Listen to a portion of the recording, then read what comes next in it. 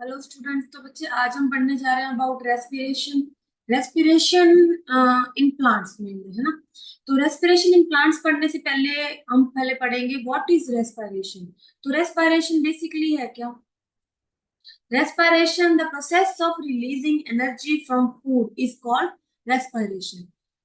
Release होना बच्चे energy food से, ठीक है। फूड कौन सा? हमारे पास क्या होता है? ग्लूकोज। क्या होती है? ग्लूकोज। हम जो भी खाना खाते हैं उससे हमारे स्मॉल इंटेस्टाइन से ग्लूकोज में ब्रेक डाउन होता है। जो खाना होता है उस ग्लूकोज को ब्लड एब्जॉर्ब करता है, हर सेल तक लेके जाता है। हर सेल के पास क्या पहुंचती है? ग्लूकोज। साथ में उनके पास क्या पहुंच रही होती है? ऑक्सीजन, ठीक है।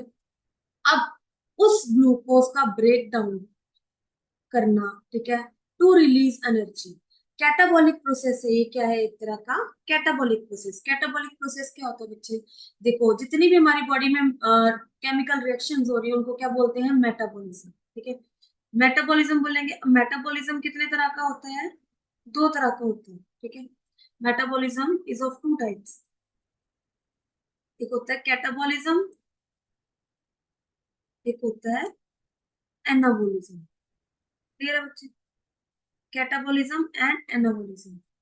अब इन दोनों में क्या डिफरेंस रहता है? ये जो कैटाबॉलिज्म है बच्चे, ठीक है, इसमें क्या होता है? अगर कोई कंपाउंड है तो वो क्या हो रहा है? ब्रेक डाउन हो रहा है। दोनों दो एलिमेंट्स में ब्रेक डाउन हो रहा है। अब कंपाउंड्स बॉन्ड से बने होते हैं, ठीक है। कार्बन कार्बन बॉन्ड या कोई भी बॉन्ड से बने होते हैं। अब इन बॉन्ड्स में क्या रहती है? एनर्जी सेव रहती है, ठीक है बच्चे। इनमें एनर्जी सेव रहती है। अगर तो कोई कंपाउंड टूट रहा है तो डेफिनेटली वो बॉन्ड भी टूटेगा। बॉन्ड टूटने से क्या होगा? एनर्जी रिलीज होगी। एनाबॉलिज्म में क्या रहता है कि दो एलिमेंट्स आपस में जुड़ के एक कंपाउंड बनाते हैं। तो जब जुड़ते हैं तो मतलब बॉन्ड बन रहा है, बॉन्ड बन रहा है, तो उस टाइम हमें एनर्जी एक्स्ट्रा चाहिए होती है। एनाबॉलिज्म में क्या होगा कि कंज्यूम करता है वो एनर्जी, और कैटाबॉलिज्म क्या करता है? एनर्जी रिलीज करता है। क्या करेगा? रिलीज करेगा। तो बच्चे, कैटाबॉलिक प्रोसेस या कैटाबॉलिक प्रोसेस में क्या होता है? ग्लूकोज का ब्रेक डाउन होता है। ब्रेक डाउन होने के बाद जो बॉन्ड्स टूटते हैं उससे क्या रिलीज होती है? एनर्जी रिलीज होती है। और उस एनर्जी से बॉडी की जो एनर्जी करेंसी है, ठीक है, बॉडी की एनर्जी स्टोर की जाती है, बनाई जाती है। And that process is known as respiration. किस फॉर्म में बच्चे वो एनर्जी कंज्यूम करते हैं? एनर्जी रिलीज जो होती है वो किस फॉर्म में स्टोर की जाती है? That is in the form of ADP, ATP या ADP. ATP is adenosine triphosphate. क्या होता है बच्चे? Adenosine triphosphate. एडिनोसिन में this is this is adenine. Adenine के साथ तीन फॉस्फेट के बॉन्ड्स रहते हैं बच्चे। इन फॉस्फेट के बॉन्ड्स में क्या स्टोर रहती है? ये जो फॉस्फेट के बॉन्ड है इनमें क्या रहती है? एनर्जी स्टोर्ड रहती है। तो जब भी ये फॉस्फेट का बॉन्ड टूटता है तब एनर्जी रिलीज होती है। और जो भी हमें किसी भी काम के लिए, किसी भी वर्क के लिए, कोई भी चीज के लिए चाहिए होंगे, चलने के लिए, खाने के लिए, पीने के लिए, बोलने के लिए, जब भी हमें एनर्जी की रिक्वायरमेंट होगी तब क्या होता है कि फॉस्फेट के बॉन्ड्स टूटते हैं, एनर्जी रिलीज होती है और हम उस एनर्जी को यूज करते हैं। क्लियर है? अब यहाँ पे मैंने बताया कि रेस्पिरेशन क्या है? It is a catabolic process in which glucose is broken down to release energy which takes place inside the cell of the body is called respiration. Clear? अब रेस्पिरेशन में एनर्जी तो रिलीज हो रही है क्योंकि glucose का break down हो रहा है, एनर्जी रिलीज हो रही है, उस एनर्जी को स्टोर किया जाता है। That is respiration. ये जो स्टोर्ड एनर्जी है किस फॉर्म में स्टोर की जाती है? एटीपी या एडीपी। एटीपी मैंने बताया तीन फॉस्फेट बॉन्ड्स रहते हैं, तो एडीपी में क्या रहते हैं बच्चे? टू फॉस्फेट बॉन्ड्स रहते हैं। तो इसमें भी एनर्जी कहीं ना कहीं सेव्ड रहती है। ज्यादा एनर्जी ऑब्वियसली एटीपी में होता है क्योंकि तीन फॉस्फेट बॉन्ड्स प्रेजेंट होते हैं। क्लियर है? Adenosine triphosphate and adenosine diphosphate. Next, अब यहाँ पे मैंने आपको बता ही दिया कि energy release during respiration is stored in the form of ATP. ATP की फॉर्म में बच्चे स्टोर होती है।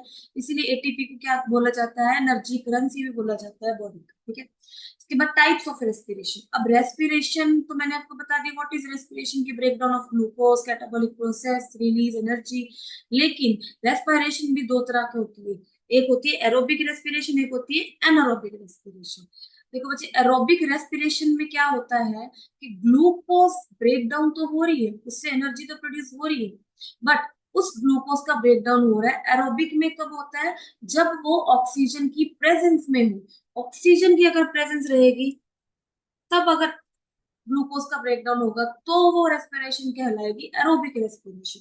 अगर ऑक्सीजन प्रेजेंट ना होगी, अगर ऑक्सीजन एब्सेंट होगी बच्चे, उस टाइम अगर ब्रेकडाउन हो रहा है ग्लूकोज का, देन एनर्जी रिलीज हो रही है और उसको सेव किया जा रहा है एटीपी के फॉर्म में, then that type of respiration is anaerobic respiration. But इन दोनों में क्या डिफरेंस रहता है? देखो, एक तो ऑक्सीजन की प्रेजेंस एब्सेंस, लेकिन ज्यादा एनर्जी अगर हम देखें तो ऑक्सीजन की प्रेजेंस में ही रिलीज होती है और ऑक्सीजन की प्रेजेंस में ही ज्यादा एनर्जी स्टोर कर सकते हैं। क्लियर है? इसके बाद एरोबिक रेस्पिरेशन के बारे में पढ़ेंगे। What is aerobic respiration? Aerobic respiration, the respiration which uses energy, which uses oxygen is called aerobic respiration. मैंने आपको बताया था जो ऑक्सीजन की प्रेजेंस में जिसका ब्रेकडाउन होता है, that is aerobic respiration. Glucose is completely broken down, इसमें क्या रहता है? Glucose is completely broken down into carbon dioxide, water and in water in presence of oxygen. अब ग्लूकोज का क्या होता है बच्चे? ब्रेकडाउन होता है ऑक्सीजन की प्रेजेंस में। ठीक है, ऑक्सीजन भी प्रेजेंस में किन किन चीजों में ब्रेकडाउन होता है इसका? पहले तो देखो, एनर्जी बन जाती है। कितने एटीपीज बनते हैं? 38 एटीपीज बनते हैं in the presence of oxygen. जब ग्लूकोज टूटती है तो एटीपी की फॉर्म में स्टोर होते हैं। तो कितने एटीपी बन रहे हैं हमारे पास? 38 एटीपी।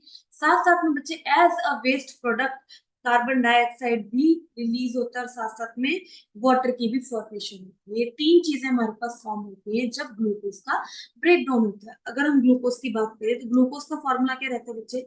C6H12O6। कौन सा होगा? C6H12O6। तो यहाँ पे आप देख पा रहे हो कि ग्लूकोज कितने कार्बन की मॉलिक्यूल, कितने कार्बन का मॉलिक्यूल है? It is 6 carbon molecule. कितना? 6 कार्बन मॉलिक्यूल। तो क्या ग्लूकोज डायरेक्टली ब्रेक डाउन हो जाता है, ठीक है, into carbon dioxide, water and energy? नहीं बच्चे, उससे पहले जब ग्लूकोज सेल में एंटर करते तो साइटोप्लाज्म में ही क्या होता है? पहले वो जो ग्लूकोज है पहले किस में ब्रेक डाउन होगी?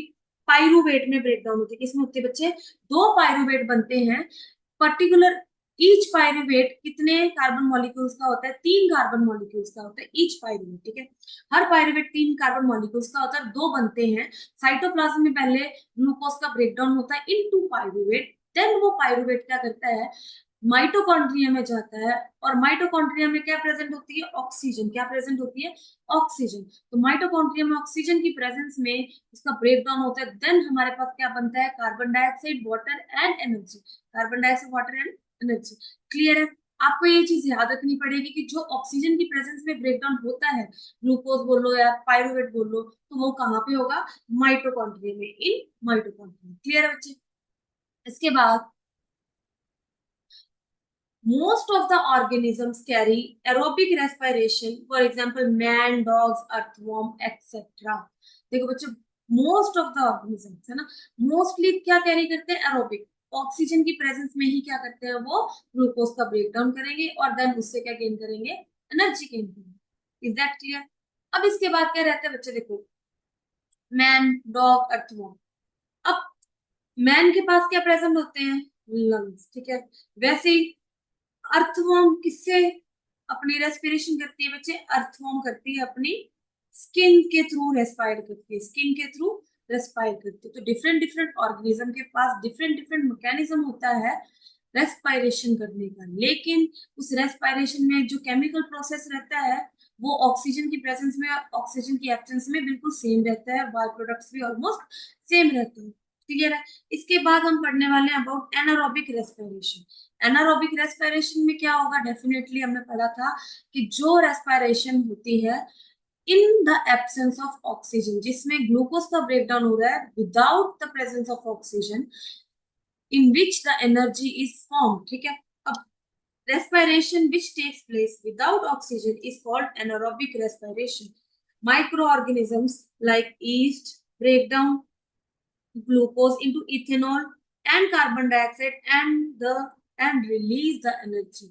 अब किन किन में हम पढ़ेंगे कि एनारोबिक रेस्पिरेशन होती है? एक तो बच्चे हमने पढ़ा ईस्ट, है ना, ईस्ट भी एक तरह का ऑर्गेनिज्म है। ईस्ट में क्या रहता है कि ग्लूकोज ब्रेकडाउन तो होती है लेकिन एब्सेंस ऑफ ऑक्सीजन में होती है। तो जब ऑक्सीजन एब्सेंट होती है, सबसे पहले देखो, ग्लूकोज 6 कार्बन मॉलिक्यूल है, साइटोप्लाज्म में पहले इसको ब्रेकडाउन होगा इनटू पाइरुवेट, तब तो ऑक्सीजन की कोई नीड नहीं है। आगे जाके पाइरुवेट से हमने क्या बनानी है? एनर्जी बनानी है। Pyruvate is a 3 carbon molecule, ठीक है, जो ग्लूकोज के ब्रेकडाउन से बना है इन साइटोप्लाज्म। अब एब्सेंस ऑफ ऑक्सीजन में क्या होगा कि बच्चे हमारे पास वाटर नहीं बनेगा, वाटर नहीं बनता, हमारे पास क्या बनेगा, कार्बन डाइऑक्साइड डेफिनेटली रिलीज होगी यहाँ पे, साथ में 2 एटीपीज बनेंगे, कितने, 2 एटीपीज, और इथेनॉल क्या बनेगा, इथेनॉल बनेगा as a by product. Clear है। अब आपको एक चीज ध्यान में रखनी पड़ेगी कि कभी भी देखो, इथेनॉल क्या है, एक तरह की एल्कोहल, क्या है, एल्कोहल। तो कभी भी एल्कोहल्स वगैरह तैयार की जाती है बच्चे, ठीक है, इनका जब फॉर्मेशन किए जाता है तो उसमें क्या डाला जाता है, ईस्ट को डाला जाता है, क्योंकि ईस्ट कहीं ना कहीं हेल्प करती है एल्कोहल की फॉर्मेशन में। यहाँ पे जैसे आप देख पा रहे हो कि यहाँ पे इन द एब्सेंस ऑफ ऑक्सीजन जब वो रेस्पिरेशन करते हैं तो इथेनॉल की प्रोडक्शन होती है। क्लियर है। This process is known as fermentation. Definitely मैंने आपको बताया था फर्मेंटेशन से अल्कोहल फॉर्म होती है, और इस प्रोसेस को भी क्या बोलते हैं, फर्मेंटेशन। ठीक है, फर्मेंटेशन आपने वर्ड सुना ही होगा। इसके बाद हम पढ़ने वाले हैं अबाउट एनारोबिक रेस्पिरेशन, है ना, anaerobic respiration in muscle cell. अब बच्चे हम नॉर्मली तो रेस्पायर करते हैं in the presence of oxygen, but आपने कभी कभी देखा होगा कि जब हम बहुत ही भागा दौड़ी करते हैं या जरूरत से ज्यादा हम हमारे मसल से काम लेते हैं, किसी दिन कुछ ज्यादा ही काम ले लेते हैं जो रेगुलर डेज में हम नहीं ले रहे होते, उस दिन क्या होता है, बहुत ज्यादा काम करने से मसल्स में क्या रहता है बच्चों, ऑक्सीजन की कमी हो जाती है, क्योंकि हमारी जो सर्कुलेशन है, ठीक है, सर्कुलेशन में ब्लड का काम होता है ऑक्सीजन पहुंचाना हर सेल तक। लेकिन अगर हम बहुत ज्यादा काम लेने लग जाते हैं मसल सेल से अपने, तो वहां तक क्या होता है कि ब्लड जल्दी जल्दी पहुंच नहीं पाता, ठीक है, पहुंचता भी है तो ऑक्सीजन की जो है डेफिशिएंसी रहती है उस टाइम, ठीक है, प्रॉपर ऑक्सीजन प्रोवाइड नहीं कर पाता। तो ऑक्सीजन प्रोवाइड नहीं कर पाएगा तो वहां पे लेकिन एनर्जी की नीड तो रहेगी, क्योंकि हम काम तो कर ही रहे हैं। तो उस एनर्जी को प्रोड्यूस करने के लिए ग्लूकोज क्या करता है, in the absence of oxygen break down होता है। ब्रेक डाउन होने के बाद साथ में क्या प्रोड्यूस करता है, एनर्जी प्रोड्यूस करता है। यहाँ पे जैसे आप देख सकते हो कि ग्लूकोज 6 कार्बन मॉलिक्यूल, पहले उसका ब्रेकडाउन होगा into pyruvate, that is 3 carbon molecule, 2 पाइरुवेट्स हमारे पास साइटोप्लाज्म में, कहाँ पे, साइटोप्लाज्म में बनेंगे। उसके बाद इन एब्सेंस ऑफ ऑक्सीजन, जो कि मसल सेल्स में होती है, absence of oxygen anaerobic respiration होगी, जिसमें क्या फॉर्म होगा बच्चे, कार्बन डाइऑक्साइड यहाँ पे नहीं बनेगी, क्या बनेगा, लैक्टिक एसिड एंड एनर्जी। क्या बनेगी, lactic acid and energy. Energy भी एटीपी की फॉर्म में बनेगी डेफिनेटली, और कितनी एटीपीज बनेंगे, 2 एटीपीज की फॉर्मेशन। क्लियर है बच्चा, 2 एटीपीज की हमारे पास यहाँ पे फॉर्मेशन होगी।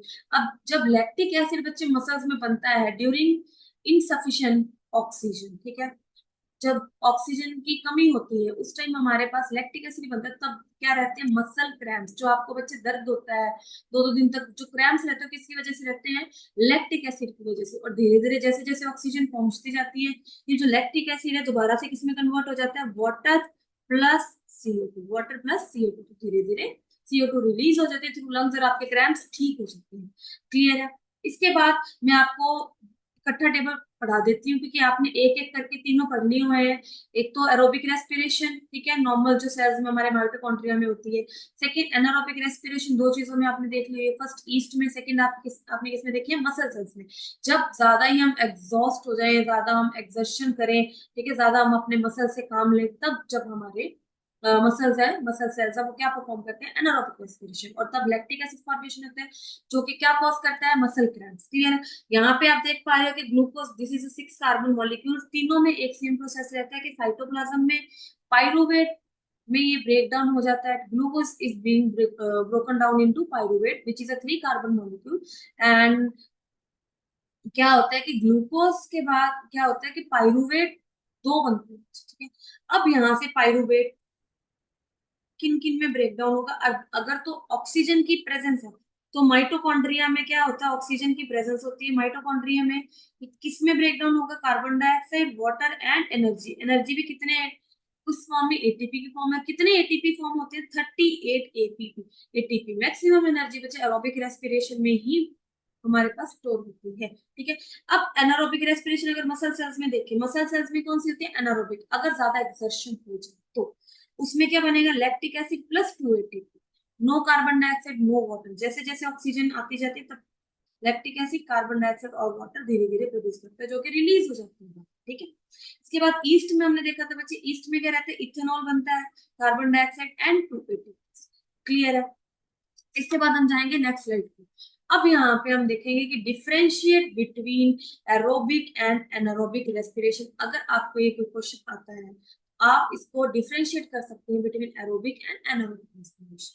अब एरोबिक रेस्पिरेशन देखो, it takes place in the presence of oxygen.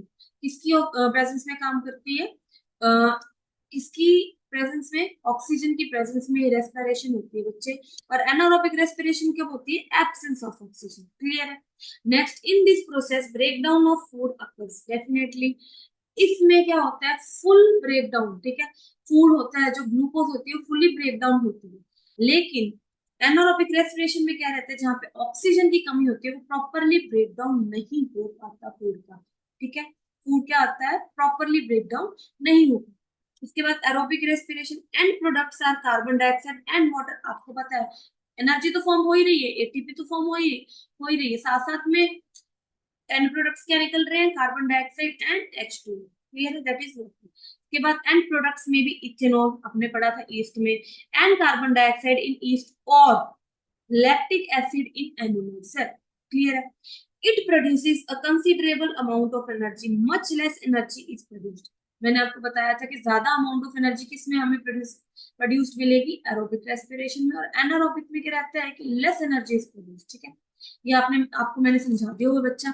Next हम चलेंगे, सबसे पहला हमारा जो मेन टॉपिक था that is respiration in plants, ठीक है। प्लांट्स में क्या रहता है बच्चे, रेस्पिरेशन होती है। प्लांट्स नॉर्मली आपको मैंने बताया था कि फोटोसिंथेसिस में क्या रहता है कि कार्बन डाइऑक्साइड को वो स्टोमेटा के थ्रू इनहेल करते हैं। आपको मैंने बताया था लीफ पे, आप मेरा लेक्चर भी जाके देख सकते हो फोटोसिंथेसिस कि लीफ पे क्या रहता है बच्चे, छोटी छोटी पोर्स प्रेजेंट रहती है जिनको हम बोलते हैं स्टोमेटा।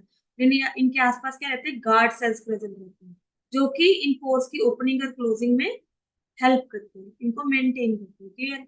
इनको क्या बोलते हैं, स्टोमेटा, क्या बोलेंगे, स्टोमेटा। अब ये जो पोर्स है इनके थ्रू जब फोटोसिंथेसिस परफॉर्म होती है, तो फोटोसिंथेसिस में carbon dioxide as a raw material plants use करते हैं for producing energy, clear, for producing their food, clear. Food produce करने के लिए वो कार्बन डाइऑक्साइड को इनहेल करते हैं और एज अ वेस्ट प्रोडक्ट क्या रिलीज करते हैं, ऑक्सीजन। क्या रिलीज करेंगे, ऑक्सीजन। लेकिन बेटा आपको साथ साथ में ये ध्यान रखना पड़ेगा कि जो रेस्पिरेशन है प्लांट्स में वो 24 घंटे चलती रहती है, वो नहीं रुकती, चाहे वो फिर फोटोसिंथेसिस ही क्यों ना परफॉर्म हो रही हो।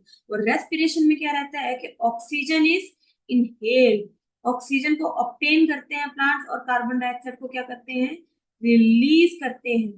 कहाँ से, स्टोमेटा से। कहाँ से बच्चे, स्टोमेटा से। अगर हम लीफ की बात करें, लीफ की बात करें तो रेस्पिरेशन इन लीफ में स्टोमेटा से कार्बन डाइऑक्साइड को रिलीज किया जाता है, ऑक्सीजन को ऑब्टेन किया जाता है। ग्रीन स्टेम की बात करें, ठीक है, ये जो ग्रीन स्टेम्स है इनमें क्या होता है, इनमें भी स्टोमेटास प्रेजेंट रहते हैं। लेकिन बच्चे अगर वुडी स्टेम है, आपने अगर वुडी स्टेम है, बीच वाले मान लो ये वुडी स्टेम है, तो यहाँ पे क्या प्रेजेंट रहते हैं, कुछ लेंटिकल्स प्रेजेंट रहती है, ये भी कुछ ओपनिंग्स होती हैं जिसके थ्रू क्या रहता है कि प्लांट्स रेस्पायर करते हैं। रेस्पिरेशन में क्या होता है, ऑक्सीजन ऑब्टेन की जाती है और कार्बन डाइऑक्साइड को रिलीज की जाती है। बस बच्चे दिक्कत ये रहती है, देखो दिन के टाइम क्या रहता है, जो वो कार्बन डाइऑक्साइड को रिलीज करते हैं उसी को वापस ऑब्टेन भी करते हैं फॉर फोटोसिंथेसिस, और साथ साथ में as a waste product oxygen को रिलीज भी करते रहते हैं। लेकिन फोटोसिंथेसिस के साथ साथ साइड बाय साइड क्या चलता रहता है, रेस्पिरेशन भी चलती रहती है। इसीलिए आपने कभी सुना होगा कि रात को प्लांट्स के नीचे नहीं सोना चाहिए, किसी पेड़ के नीचे नहीं सोना चाहिए साथ में ना। क्यों, क्योंकि देखो दिन में तो क्या होता है कि जो कार्बन डाइऑक्साइड रिलीज करते हैं प्लांट्स, उनको प्लांट्स खुद ही यूज कर लेते हैं for the process of photosynthesis. लेकिन अगर रात को, आपको भी पता है कि फोटोसिंथेसिस परफॉर्म नहीं हो सकती बिकॉज उस टाइम सनलाइट भी अवेलेबल नहीं होती, तो फोटोसिंथेसिस परफॉर्म नहीं हो रही, प्लांट्स रिस्पायर तो 24 घंटे करते हैं, तो उस टाइम में रेस्पिरेशन में क्या होगा, कार्बन डाइऑक्साइड को रिलीज कर रहे होंगे और ऑक्सीजन को ऑब्टेन कर रहे होंगे, क्लियर। तो उसमें क्या होगा, कार्बन डाइऑक्साइड रिलीज हो रही होगी और आपके आसपास क्या हो रहेगा, कार्बन डाइऑक्साइड की अमाउंट बढ़ जाएगी और आपको रेस्पिरेशन में दिक्कत आ सकती है, क्लियर। यहाँ पे बच्चे during the day carbon dioxide generated during respiration is used up for photosynthesis, definitely है there is no carbon dioxide release, क्योंकि सारी कार्बन डाइऑक्साइड जो रिलीज करते भी हैं तो वो कौन यूज कर लेता है, हमारा फोटोसिंथेसिस में प्लांट्स यूज कर लेते हैं। क्लियर है? Instead oxygen release is major event at this time. Instead क्या होता है, ऑक्सीजन ज्यादा रिलीज होती है इस टाइम, लेकिन साइड बाय साइड रेस्पिरेशन चल रही है, लेकिन उसमें क्या रहता है कि गैसेस यूज किस चीज में हो रही है, तो वो रेस्पिरेशन हमें पता नहीं चलती। At night when there is no photosynthesis occurring, carbon dioxide elimination is the major exchange actively going। रात को ज्यादा ये गैसेस बच्चे रिलीज होती है जो कार्बन डाइऑक्साइड है, और ज्यादा वो ऑब्टेन करते हैं ऑक्सीजन। क्लियर है? इसके बाद इसके बाद हम बच्चे कुछ क्वेश्चंस करने वाले हैं, लेकिन वो क्वेश्चंस हम करेंगे जब हम पढ़ेंगे respiration in human beings. Human beings का टॉपिक है बच्चे जो हम अपने नेक्स्ट लेक्चर में डिस्कस करेंगे। तब तक के लिए थैंक यू। साथ साथ में बच्चे हम उसके क्वेश्चंस भी सॉल्व करेंगे, प्लांट्स के भी कुछ लेके, कुछ ह्यूमन बींग्स के लेके। तीन चार क्वेश्चंस होंगे जो हमारे रहेंगे, जो पिछले बोर्ड एग्जाम्स में आ चुके हैं। आपको भी ध्यान रखना पड़ेगा, नेक्स्ट लेक्चर के लिए रेडी रहना। तब तक के लिए बच्चे थैंक यू।